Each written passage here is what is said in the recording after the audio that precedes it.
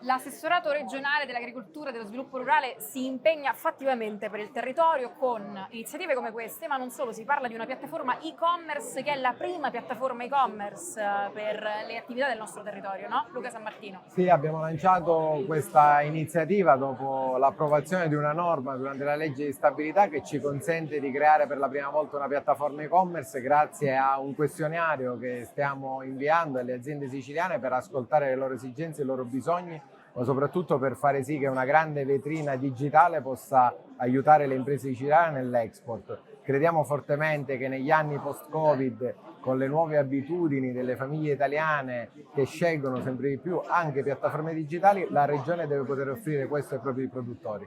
Mi dicevi che questo progetto è figlio appunto del questionario che è stato promosso per puntare all'internazionalizzazione delle attività siciliane da Aerocat Bellotta. Di cosa si occupa fattivamente questo questionario, cosa vuole rilevare?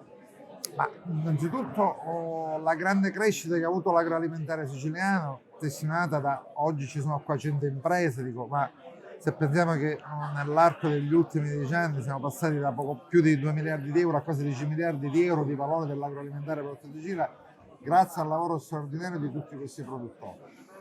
Dopo il Covid ovviamente l'internazionalizzazione aveva subito una battuta d'arresto, oggi sta ripartendo alla grande con le scelte del governo regionale.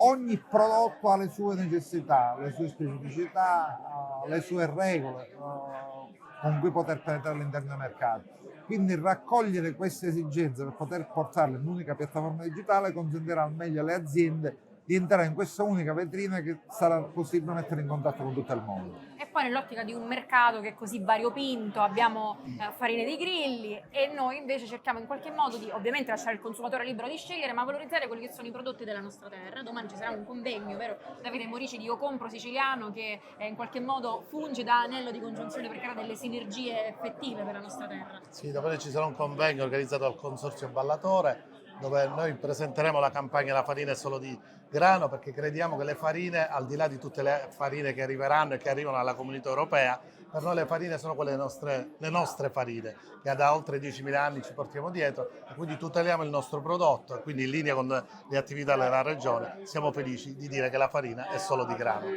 Mancano ancora 2 giorni, il primo non si è concluso, questa fiera che insomma fa presagire tante cose belle. Ci vediamo con Io Compro Siciliano.